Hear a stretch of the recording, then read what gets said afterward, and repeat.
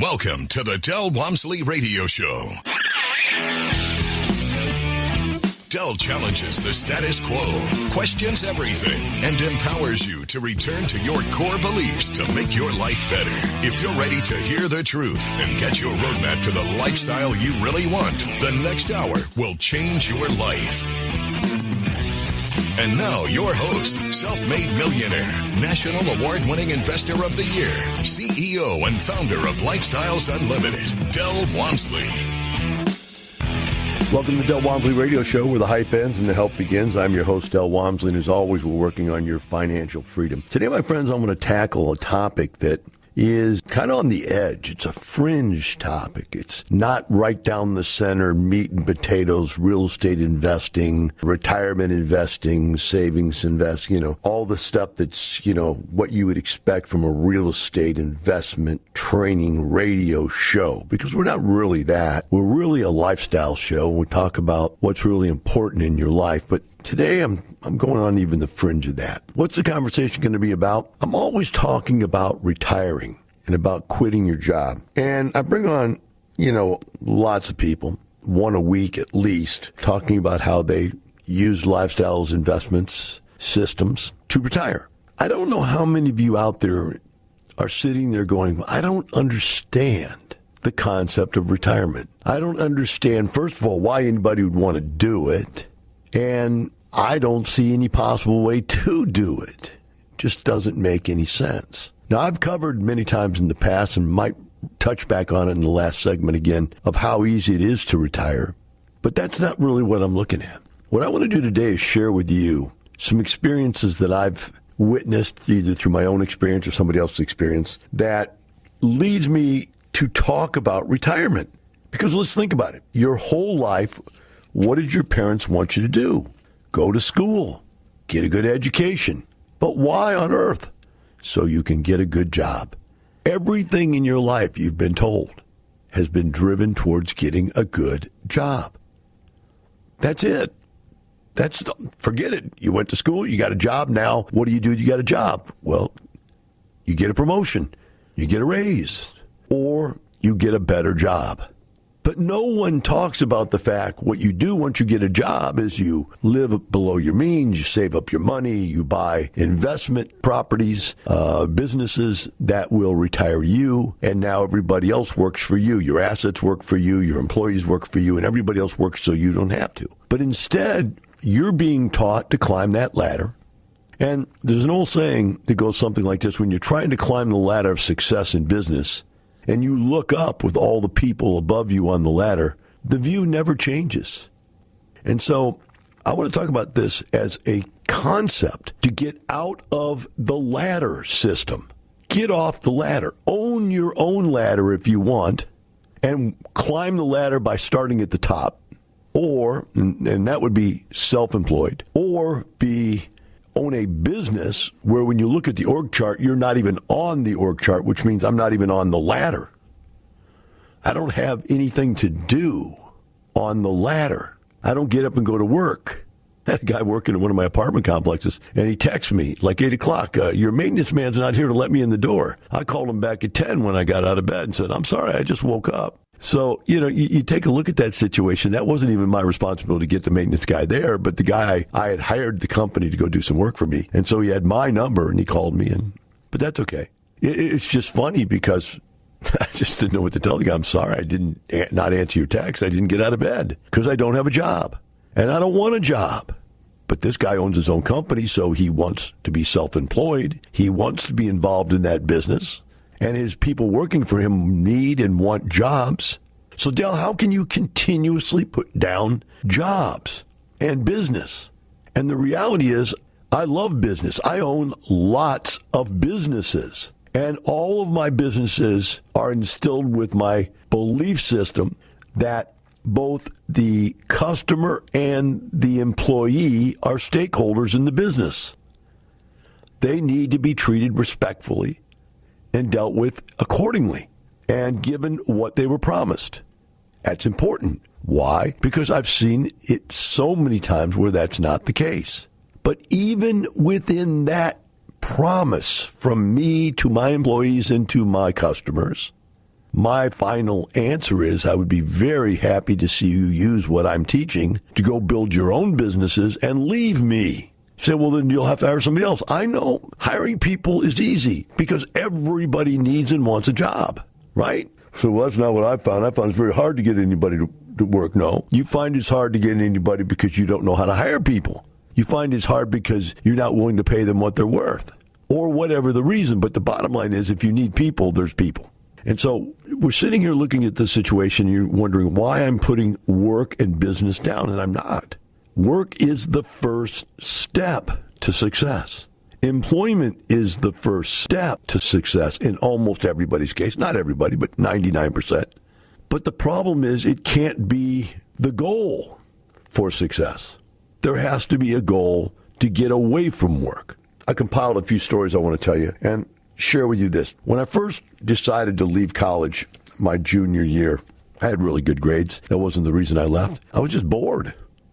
I was going to classes that people didn't really care about. They were taking them to get a piece of paper called a degree, and it just wasn't fun. And I was biting at the bit to get out there and start a business and get into business. And when I was in college, I owned a gym. I built a gym and owned a gym with another guy.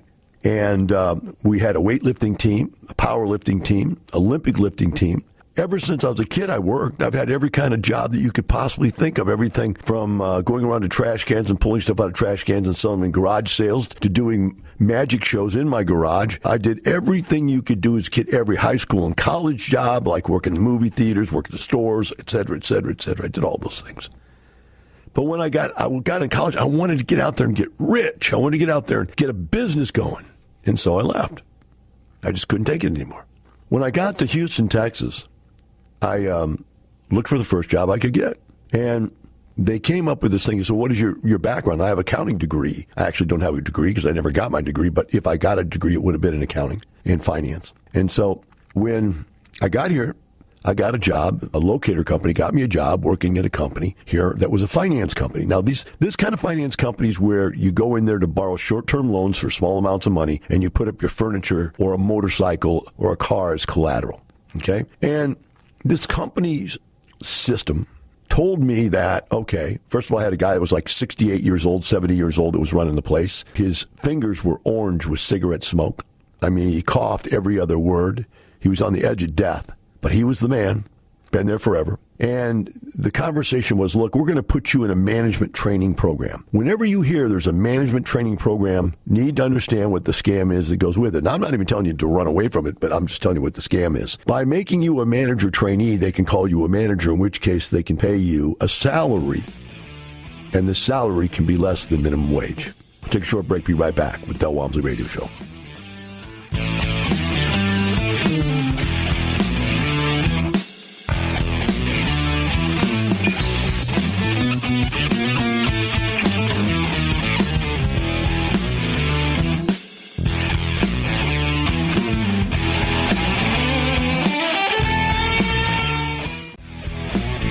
Welcome back. Now here's some more unconventional wisdom to set you free from the man on a mission to retire America, one person at a time, Del Walmsley.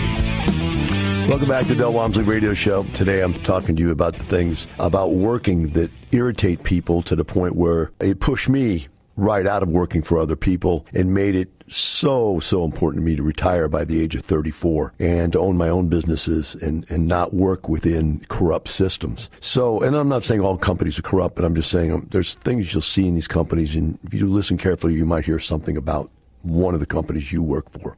So this company I went to work for was this finance company, and they hired me as a manager trainee, which basically says I can call you a manager so I don't have to pay you hourly and or overtime. So being a manager trainee means that you get paid less than minimum wage.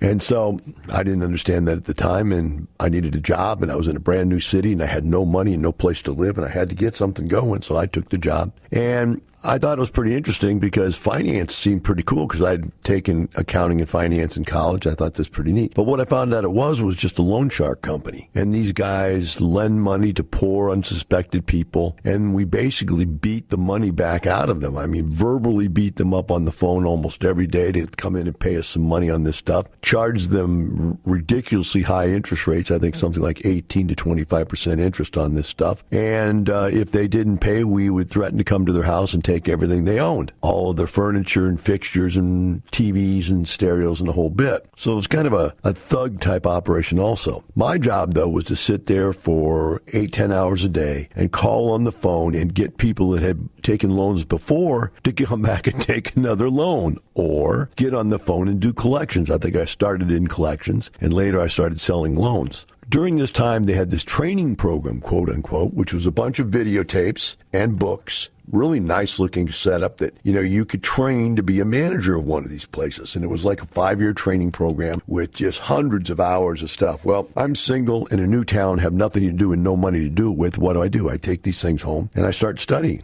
And lo and behold, within 1 year, I had studied every class, taken the test, passed with above qualifying grades, very high grades. And at the end, I said, I'm done. I completed the course. I would like to be moved up to a manager. And the guy looked at me, he goes, you're out of your mind. I go, what do you mean I'm out of my mind? I just did what you said. It's a 5-year training program. I did it in 1 year. I'm ready to go.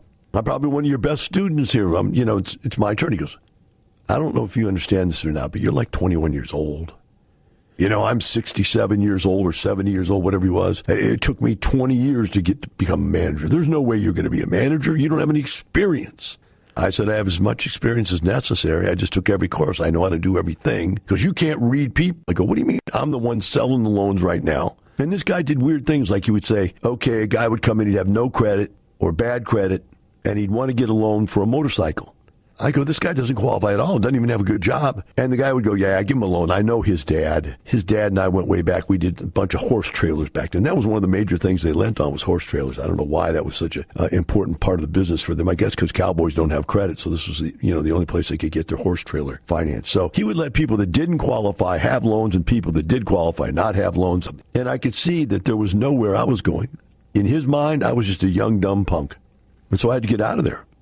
Besides the fact I was only making $600 a week, it wasn't really hard to match that money anywhere.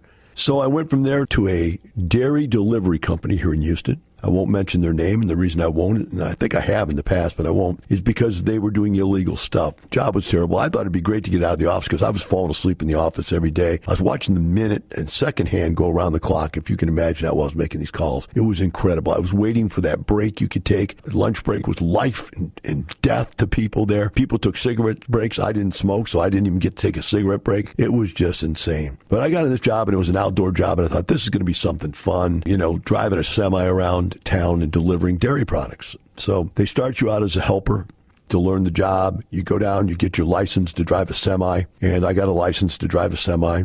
But you don't really get to drive at first. You are a helper, and you're doing all the loading and unloading and loading and unloading, which is a heck of a lot of work. Heavy, heavy stuff. You're taking it out of a refrigerated truck, putting it down on the ground in 100-degree temperature, pulling it into the dairy area, going back into the freezer and putting the dairy products in the freezer. So you're in and out of cold and hot, cold and hot, cold and hot all day long. That isn't even what got me. We started 4 o'clock in the morning and we ended like 5 o'clock at night. I was exhausted. My weightlifting and training went to crap. I got unhealthy.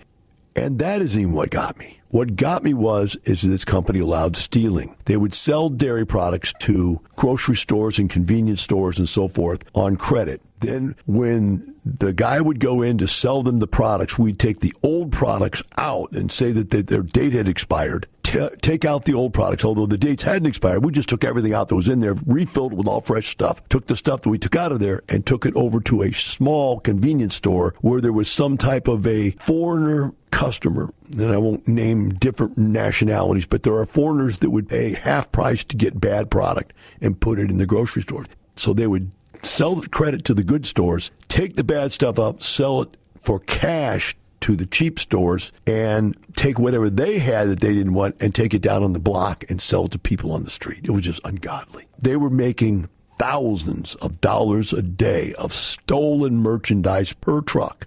And literally were stealing it out of the coolers. This dairy product should have stayed in there. They were taking it out And then what was interesting is they'd take it out, and then they'd bring the guys in the store back there to count. Okay, you looks like you're out of this, out of that, out of this, out of that, but they're out of it because we took it all out.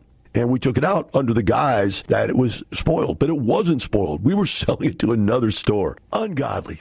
I had to get out of there. The first type of deceit is employee deceit, discrimination. It's everything you think about bad people, terrible employers that have racist, ageist, sexist problems. Then you go over here, now you got criminals. Now I'm working at another company and it's criminals all the way up to the top. How do I know it was up to the top? Because we would sell some of the old product back to other places that were on credit, and it wouldn't match up to invoices of what we took off the dock that day. So let's say we took $5,000 worth of dairy products off the dock that day and put it in our truck. We'd come back with $10,000 worth of sales we'd turn into the dispatcher. And they would bill $10,000 even though here's our PO for taking it off the dock. I just couldn't live with that, man. I had to go. We'll be right back with the Del Walmsley Radio Show.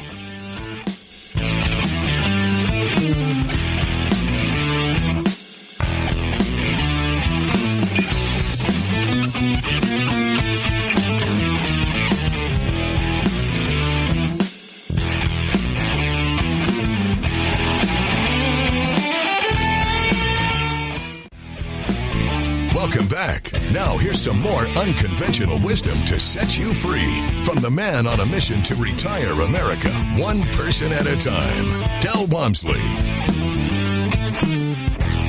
Welcome back to the Del Walmsley Radio Show. Today I'm talking about terrible jobs and why certain kinds of jobs would lead you to want to retire, to get out of your job, quit it, so on and so forth.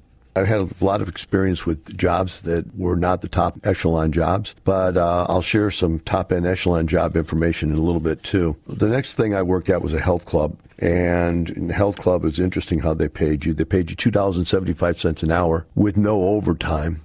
They worked you 12 hours a day, 6 days a week, so it should have been massive overtime, but there was no overtime. And then they paid you commissions on whatever types of memberships you could sell. And it was a good old boy system, to say the least.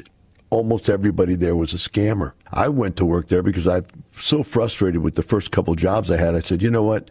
Life is too short. If I can't make any money, I'm at least going to have a job where I want to be, which is the health club. That's where I live. That was my hobby. That was everything about me. So I said, at least if I'm working there, I'm helping people do what I like to do, and I can help them accomplish it since I have the skill set. So I went there and I enjoyed it, working $2.75 an hour, cleaning toilets and swimming pools and working people out. And eventually one day I got to sell a membership, and that was easy to me since I'd done contracts before at the finance company. I knew everything about contracts. That was easy. I signed somebody up, filled out the contract. They didn't even need to teach me how to do it. They were amazed, blew their mind, and they were unhappy because I took somebody's commission. You weren't supposed to do that. You were supposed to let the guy at the top sell, but unfortunately, everybody in the place was at lunch when this guy came in, so I signed him up. At that point, a bunch of guys didn't show up. They went to bodybuilding contests, and they sent me over to a little health club to run for the weekend because no one showed up to work. And I ran that one for the weekend. They had a sales contest, and I won the sales contest. So then that put me on the map. Actually, they gave me that club because the guy that went away to the contest never came back. That shows you the kind of people who work in these places. And you go into an environment like this, what made me what I call now a financial conservative and a social liberal is that just these people are just out of their minds. And it just shouldn't be that way, right? That's why I became a social liberal. I said, you guys got to get off your case here. Whatever, I enjoyed working the health clubs. I was very good at it, and I did it for a long time. But it wore on you, 12 hours a day, 6 days a week, et cetera, et cetera, et cetera. And finally one day I said, I got to go. I just can't do this anymore. And I said, I don't care what I do. I just can't work 12 hours a day, 6 days a week. There's no life. You get 1 day a week, and that day a week you go to the grocery store and do your laundry, clean your house, and you're done. The day's over. So I decided to go get a 40-hour-a-week job. So I left, and I had a guy offer me a job out in Jacksonville, Florida, managing 5 health clubs. So I decided to go out there. And I saw the guy had no idea how to run health clubs, and he lived in Dallas. And so I took over the health clubs, and what I found out was that all of his managers were cocaine addicts, and they were all his girlfriends. This guy was married. He was a super Christian. He was just famous for how Christian he was. And he lived up in Dallas, Texas, and he owned these health clubs. And he sent me over there, and I fired all these girls because they're all cocaine heads. They couldn't sell anything. They wouldn't even come to work. And they all lived together in his condo. So he would go visit his condo, and all these girls were there, partying their brains out. When I fired all of his people, he called me down and said, look, you don't understand. You were supposed to fix this place, not wreck it. I said, I didn't wreck it. I've already tripled the sales since I've taken it over. And he goes, well, there's more to that business than just sales.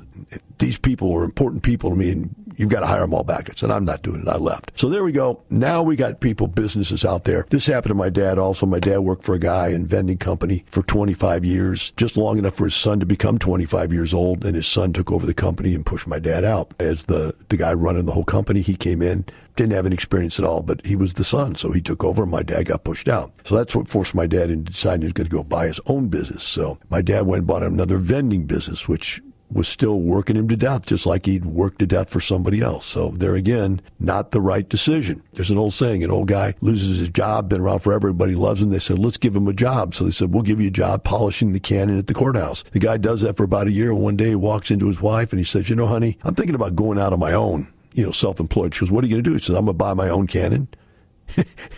And my job will be to clean my own cannon. It's just some people don't understand that business is about making money and not about owning a business or having a job. So I found those types of problems. There are other problems out there. There are people out there that just get hired and fired and hired and fired, and not because they're bad people, but it's the seasonality of a business, right? I see the oil industries that way. People that are just going along great. I'm talking to them. Life is great. And then boom, they get slammed. It's over with, right? Another one was John Ridgway. We call him Dalai Lama.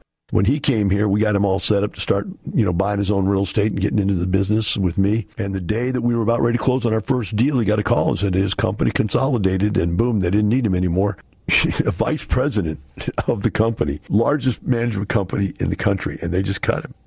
Gone. Luckily for him, he had this deal set up, and the next day he owned his own apartment. It didn't matter. And he was laughing all the way to the bank. But you see this kind of stuff all the time. Then there's more subtle ones. It's inequities of companies. I had a girlfriend that worked for the oil industry.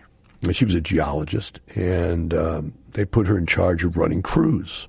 So each crew would have a geologist, a geophysicist, geoengineer, a map guy, I think was probably the geologist. I'm not sure it was somebody who was an expert in maps. And they would go look for wells, find them, map them, and then set up to drill them. And all was good except they worked massively long hours. And they also were subject to layoffs all the time because the business was up and down, up and down. So one day, after I got her owning enough for real estate, she bought an apartment complex and she had enough money to live on. She decided to let that job go. And when she let the job go, they called her back. And they said, hey, how would you like to come back to work for us, contract labor, part-time? And she goes, well, I don't know, what do you pay me? They were paying her something like $135 an hour. And they said they'd pay her $165 an hour if she come back contract labor. And at contract labor, she could pick her own hours, and she could pick her own crew, and she could pick which projects she wanted to take on. None of the autonomy did she have when she worked there. None of the flexibility to where she could actually have a life. And yet, as a contract labor, they treated her 10 times better. It's weird. Employers many times think of employees as slaves. They've got you by the yin-yang. You can't get away, man. And they just push you and push you and push you and push you until one day you wake up and go, I can't stand this anymore. It's a guy in the movie screaming out the window, I can't take it anymore. There just comes that point where it doesn't make any sense, right? And you say to yourself, well, Del, you have to have a job. Yes, you do have to have a job to start with. You don't have to have a job the rest of your life. That's not necessary. When you look at this thing, you think, what is my alternative? Your alternatives are very simple. Number one, you get a job, not a stupid job, the best job you can possibly get. Number two, you live below your means. So when I made $10,000 a year and I was living at home with my parents, I saved $8,000 a year because I didn't have to pay for any bills. When I made $20,000 a year, whatever $600 a month was, I lived on half of that because I'd never had any bills. And I never let my bills get any higher than half of what I've earned my entire life. That's why, and by the way, the wealthier I got and the more income I made, the larger percentage was saved each year. To the point now, with the amount of money I make now, I probably live on 10% of what I make. It got easier and easier and easier to save a larger and larger percentage. And that's what really happens when you're becoming wealthy. We'll take our last break. Be right back with the Del Walmsley Radio Show.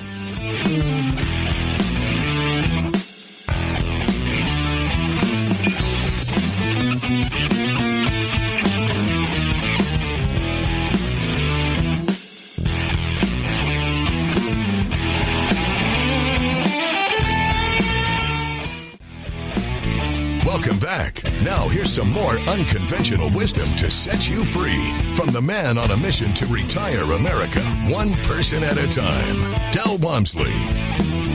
Welcome back to Del Walmsley Radio Show. Today I'm talking to you about the things about working that irritate people to the point where it pushed me right out of working for other people. So whether it's the fact that you can sense that your career may be over, the kinds of business that you work for might be a target by the government now, and you may lose your job in the near future because of the stuff that they're doing and all the things that they're passing and or just writing into existence as president proclamations, that's a reason to start thinking about how are you going to take care of yourself when you lose that job? Or are you just going to go out there and go unemployment and lose all your savings and or beg for a small job or work at Walmart as a greeter? What are you going to do, right? Whether it's something like that or like the people who were on my radio show yesterday where they're talking about they worked for Ford and Ford went broke and there were no more promotions and they were cutting their friends. Almost everybody they knew was getting laid off and they just knew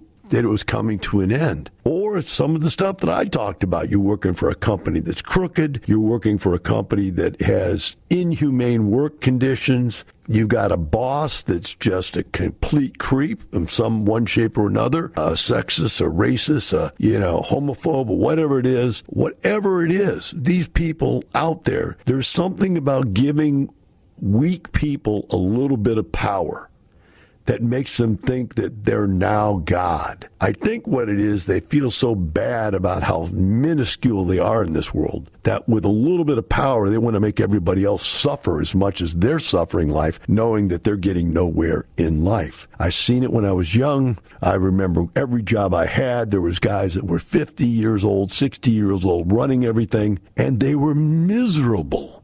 Fat guts, out of shape, disgusting looking, cigarette smoking, just unbelievable people. And just not the people you want to train you or to raise you up in the world. And there they were. Those people had all the power. So now what you see is happening is that you see that the liberal world, the progressives, are trying to take all those people out. They're getting rid of them all. They're going to turn this around to where they completely change the power structure of the country. The liberals, the progressives, the young are going to take over. And if you're in that system, you can become the victim of that takeover. It could wipe you out. And again, my question is, and then what are you going to do? If the liberal progressive movement decides that whatever it is that your company does for a living should not exist, it won't exist. They will take it out. These people are ruthless. So you need to be on the right side of that equation. Why is real estate on the right side of that equation? Because it's helping and serving other people. Creating clean housing, affordable housing for people to live in is a business that, quite frankly, the government can't do. It can't figure out how to deliver clean, functional housing to people at a fair price. They've tried 1,000 times, and every time they put up any type of a public housing thing, it turns into a tenement. It turns into a war zone, into a gigantic problem.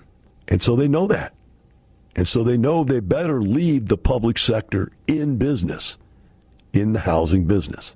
When you look at this with that in mind, you need to be doing something. I'm not saying real estate's the only thing they're going to leave alone. There's going to be other things they're going to leave alone. But that's one that if they go crushing housing, people have no place to live. There will be an uprising. There won't be any Democrats and there won't be any progressives. They will be gone. They've got to give people housing one way or another. So the conservative people, remember, I'm not either. If anything, I'm libertarian, but I don't even think I fit into that group. But if they crush you one way or the other, the pendulum will make the world swing the other way. And it's only a matter of time for it to happen.